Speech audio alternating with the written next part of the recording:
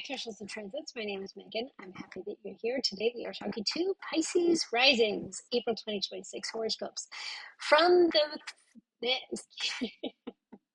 Thema Mundi Foundation. Okay, Pisces in the ninth house in the Thema Mundi.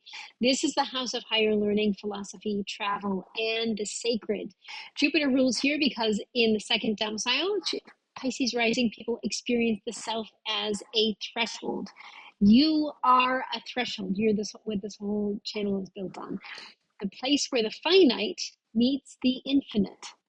The wound that tends to accompany this placement is the difficulty distinguishing between genuine compassion and the dissolution of the self. Dear Pisces, I love you. My name is Megan. I'm an astrology student. I am learning astrology, and as I learn things, I then post things.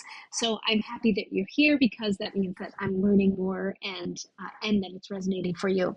If you want more information about me, you can visit my website, meganriley.eu. There are all sorts of things that you can participate with. You can always send me a message to megan@meganriley.eu.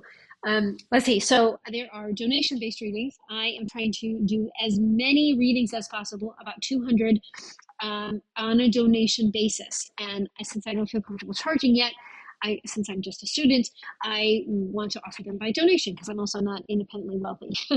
So Megan Riley, meganriley.eu, that's the website, and donation-based readings. Those are transit readings. So a transit reading is we look at what's happening right now in the sky and connect it to your chart, and then what are maybe some good days or good times to launch something, to do something, and then we can look for also times to avoid.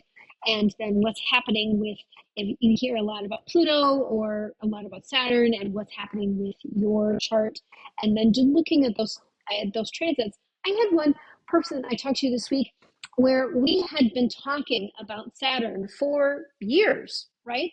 And it wasn't until she sat down for the transit reading did we actually see that it wasn't really just all about Saturn. She was in her Chiron opposition, and we just had never noticed. I never noticed that before.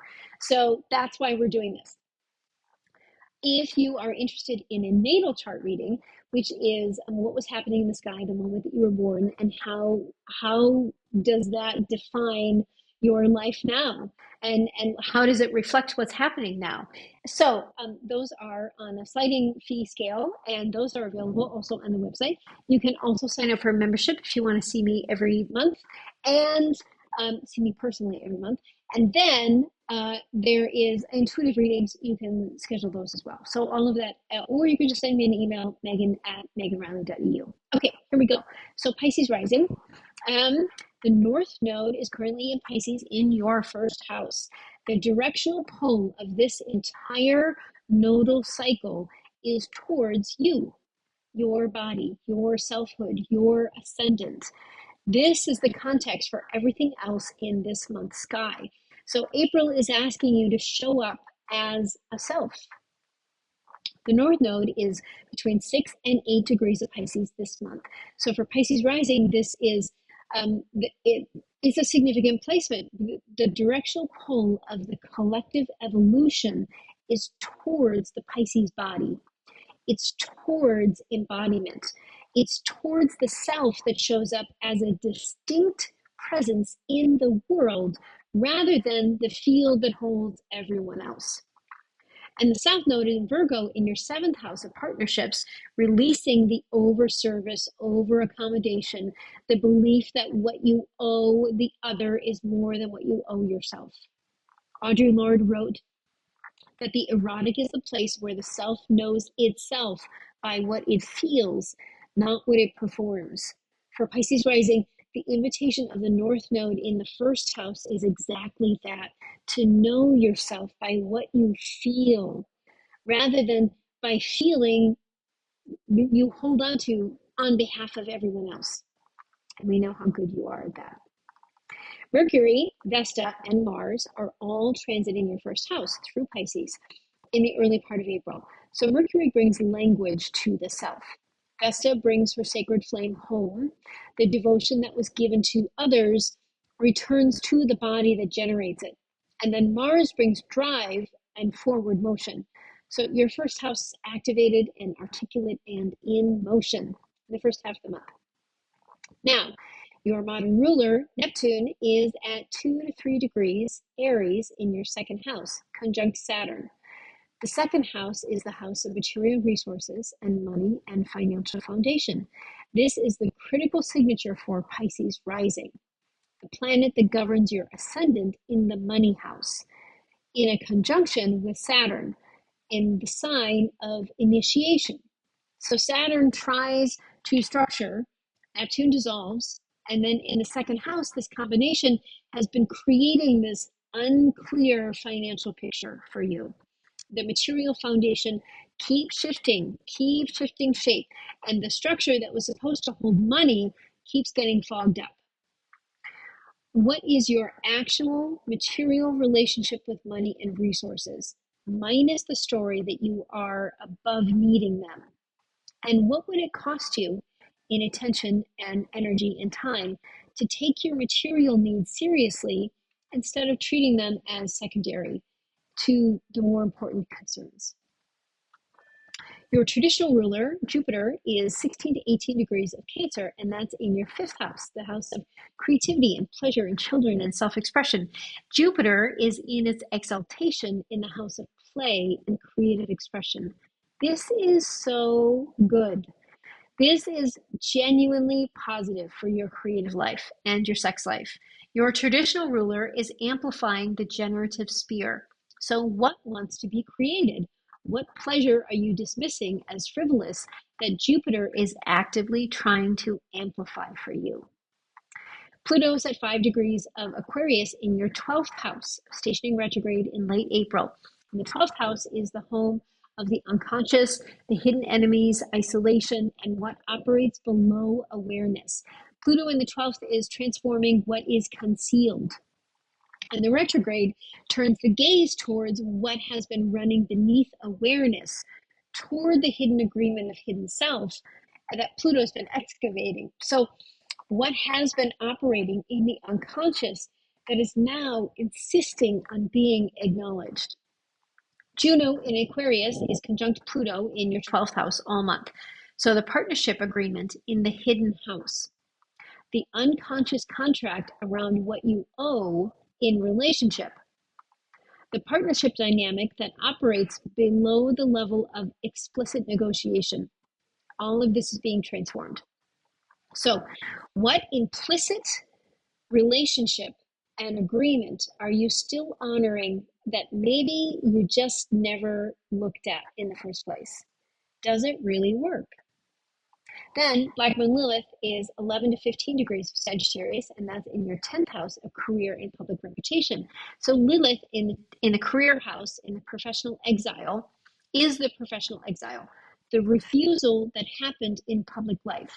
So what Pisces rising was pushed out of, or you were never permitted into in your professional sphere. Doors were closed and locked. You were not allowed in. Or what professional refusal have you been performing that maybe was never really yours? Maybe you borrowed it from someone else's exile story. Uranus ingresses into Gemini on April 26th, entering your fourth house, home, roots, and the private life.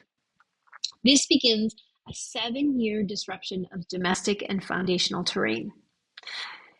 Then Saturn, Neptune, and Mars in Aries are all transiting your second house alongside your Neptune. So the material life is under significant pressure from both the dissolving and the structuring forces simultaneously. So don't ignore your finances this month. Don't, not the month to pretend that all is well, not the month to avoid looking at your bank balance. It is the month to get curious. Just curious about what's happening and what conversations are happening around money for you. What isn't clear?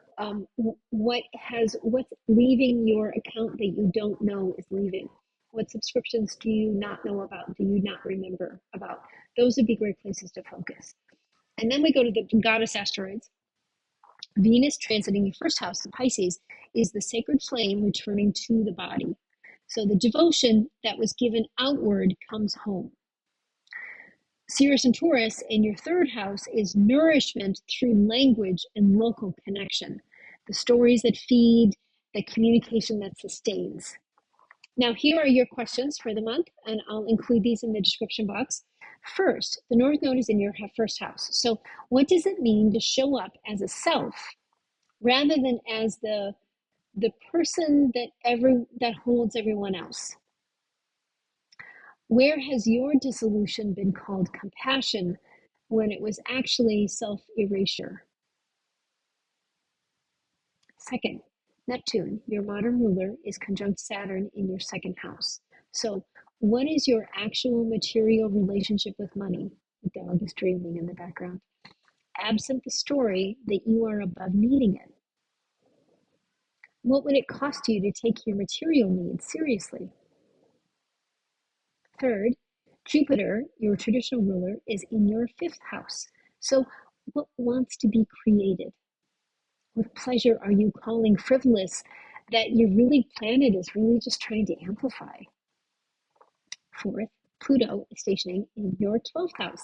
So what has been operating beneath your awareness that is now insisting on being acknowledged? What hidden agreement or even hidden self is Pluto excavating? And fifth, Black Moon Lilith is in your 10th house. So where were you driven out professionally? Or maybe what refusal have you been performing that wasn't really authentic? It wasn't really yours, but you took it on as yours. So that is your April horoscope, dear Pisces rising. The mystical and the material are no longer in opposition. They are the same body. April is asking you to stop pretending otherwise. See you next time.